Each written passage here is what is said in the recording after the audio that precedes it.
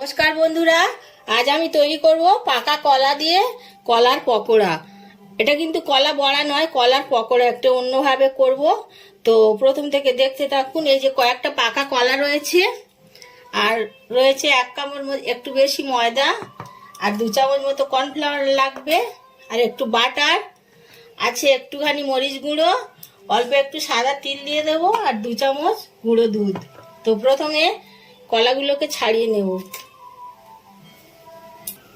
কলাগুলো ছাড়িয়ে নিয়েছি, এবারে কলাগুলো পিস পিস করে কাটবো। কলাগুলোকে পিস পিস করে কেটে নিয়েছি। এবার একটা ব্যাটার তৈরি করতে হবে, তার জন্য দিয়ে দিচ্ছি 1 কাপের একটু কম ময়দা,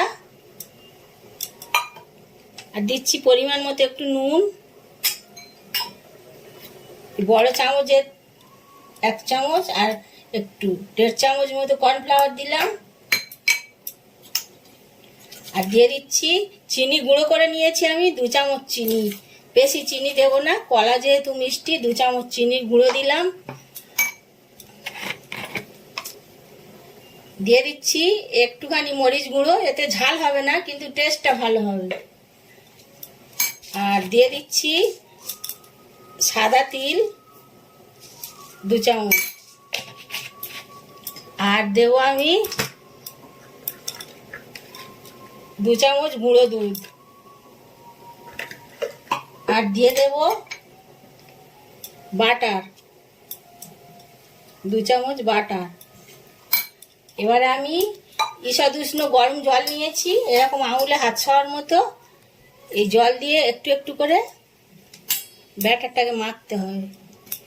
ব্যাটারটা একদম রেডি হয়ে গেছে, এইরকম একটু মোটা মোটা, খুব বেশি পাতলা করিনি। আর পকোড়াগুলো ভাজার জন্য আমি ফ্রাই প্যানে তেল দিয়ে দিয়েছি, তেলটা গরম হয়ে যাচ্ছে। এবার এই একটা করে কলার পিস এর মধ্যে দিয়ে চোবাবো, আর এরকম ভাবে পকোড়ার মতো ছাড়বো।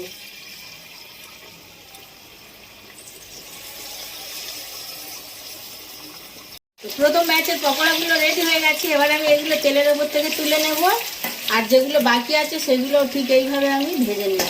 বন্ধুরা, তৈরি হয়ে গেছে ছোট থেকে বড় সকলের প্রিয় কলার পকোড়া। তো বাড়িতে যদি ছোট বাচ্চা থাকে তো কথাই নেই, নিমেষের মধ্যে প্লেট শেষ হয়ে যাবে, কথা দিচ্ছি। আর ভালো লাগলে অবশ্যই লাইক করবেন।